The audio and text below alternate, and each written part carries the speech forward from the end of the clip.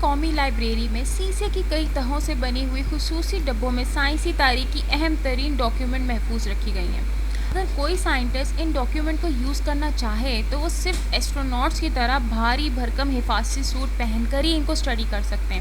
مگر اس اسٹڈی سے پہلے انہیں ایک خصوصی ڈاکیومنٹ پہ سائن بھی کرنے ہوتے ہیں کہ لائبریری ان کے ساتھ پیش آئی کسی بھی صورتحال کی ذمہ دار نہیں ہوگی۔ دنیا کی قدیم ترین اور نایاب ترین کتابوں کی حامل اس لائبریری میں سب سے محفوظ طریقے سے رکھی گئی یہی ڈاکیومنٹس ہیں، مگر جس وجہ سے انہیں مشکوک انداز میں اتنی حفاظت سے رکھا گیا ہے، اس کی وجوہات در حقیقت ان ڈاکیومنٹس کی سائنسی اہمیت سے زیادہ اہم ہے، اور اس کی وجہ یہی ہے کہ یہ کاغذات انتہائی ریڈیو ایکٹیو مادے سے آلودہ ہیں۔ یہ میری کیوری کی نوٹ بکس ہیں، 2 مرتبہ نوبل انعام جیتنے والی واحد خاتون جنہوں نے اپنے شوہر پیک کے ساتھ مل کر نہ صرف نئے کیمیکل ایلیمنٹس دریافت کیے بلکہ ایٹامک فزکس اور تابکاری کے قدرتی اصولوں سے بھی پردہ اٹھایا۔ اس جوڑے کے قریب جو بھی چیزیں تھیں ان سب کی طرح یہ ڈاکیومنٹ بھی انسانوں کے لیے شدید نقصان دہ ثابت ہو سکتی تھی۔ میری اور ان کے شوہر نے ریڈیم اور پولینیم دریافت کیا تھا۔ یہ نام پولینڈ کے نام پر جہاں 7 نومبر 1867 کو میری کی پیدائش ہوئی تھی رکھا گیا تھا،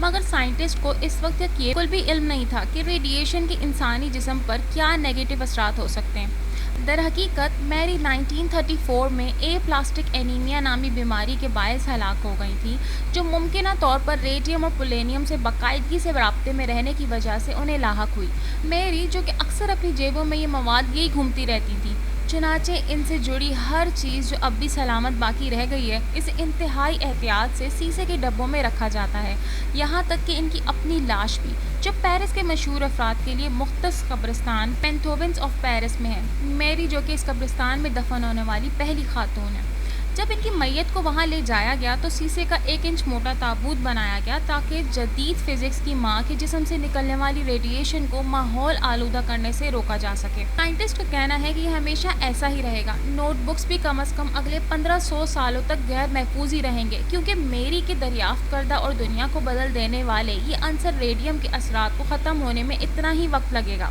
پیرس کے جنوب میں واقع ایک رہائشی علاقے میں ایک 3 منزلہ عمارت ہے جس میں داخل ہونا منع ہے۔ خاردار تاروں سے بھری ہوئی ایک بلند حفاظتی دیوار اس گھر میں داخل ہونا ناممکن بناتی ہے۔ چاروں طرف کیمروں کے ذریعے مسلسل نظر رکھی جاتی ہے تاکہ کوئی یہاں داخل ہونے کی کوشش نہ کرے، جبکہ حکومت وقتاً فوقتاً عجیب و غریب آلات کے ذریعے ماحول کا جائزہ لیتی رہتی ہے۔ مگر یہ گھر خالی ہے۔ یہ وہ آخری لیبارٹری ہے جہاں میری نے 1934 تک کام کیا۔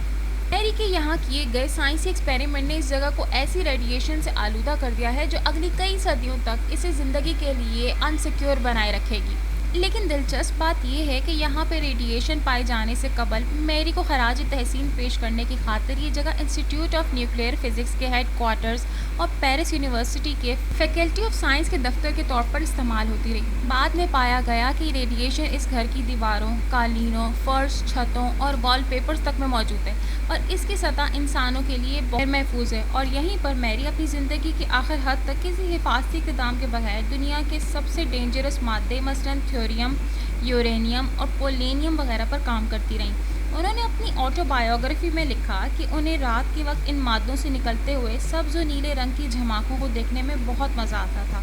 اور ان ریڈیشن مادوں پر کام کرتے ہوئے وہ ان کے بارے میں اپنی نوٹس بک میں لکھتیں اور خاکے بناتیں، اور یوں یہ سب چیزیں ریڈیشن مادوں سے آلودہ ہو گئیں۔ ان کی وفات کے کئی برس بعد امریکہ 1938 میں ان مادوں کی کمرشل استعمال پر پابندی عائد کرنے والا پہلا ملک بنا، لیکن اس سے کئی انڈسٹریز کو کافی نقصان پہنچا، کیونکہ میری کی جو یہ انوینشن تھی اور انہیں ملنے والے ایوارڈز کے بعد ریڈیشن مادے اتنے مقبول ہو گئے تھے کہ انہیں چہرے کی کریمز، استرے اور یہاں تک کہ انڈر گارمنٹس بنانے کے لیے بھی استعمال کیا جانے لگا۔ خیال کیا جاتا ہے کہ یہ مادے بال گرنا روک سکتے ہیں اور مردانہ بانجھ پن کا علاج بھی کر سکتے ہیں۔ اسی کی دہائی تک ان کی لیبارٹریز خالی نہیں کروائی گئی تھیں، مگر اس وقت کی میڈیا رپورٹس کے مطابق کہ ارد گرد کے علاقوں میں کینسر کے بڑھتے کیسز کی شکایت آنے لگی۔ ایک جائزے میں نہ صرف ریڈیم بلکہ یورینیم کے بھی ذرات پائے گئے ہیں جنہیں بکھر کر نصف ہونے میں 4.5 ارب سال لگتے ہیں۔ اس کے بعد قومی ورثہ تصور کیے جانے والی میری کی اشیاء بشمول ان کی نوٹ بکس کو قومی لائبریری میں منتقل کر دیا گیا۔ 90 کی دہائی میں ان کی لیبارٹری کی ایک مرتبہ پھر گہرائی سے صفائی کی گئی، مگر اب بھی فرانسیسی حکام نے یہاں داخلے پر پابندی عائد کر رکھی ہے۔ اندازہ ہے کہ فرانس اب تک اس جگہ کی صفائی پر $1 کروڑ خرچ کر چکا ہے، اور جب آنے والے برسوں میں یہ جگہ ختم ہو جائے گی تو اس پر مزید اخراجات متوقع ہیں۔ لہٰذا یہ نوٹ بکس اگلے 1,500 سال سے بھی زیادہ عرصے تک شیشے کے صندوقوں میں بند رہیں گی، اس امید کے ساتھ کہ فیوچر کے انسان بغیر کسی حفاظتی سوٹ کے انسانی تاریخ کی ذہین ترین خاتون کی نوٹ بکس اپنے ہاتھوں میں لے سکیں۔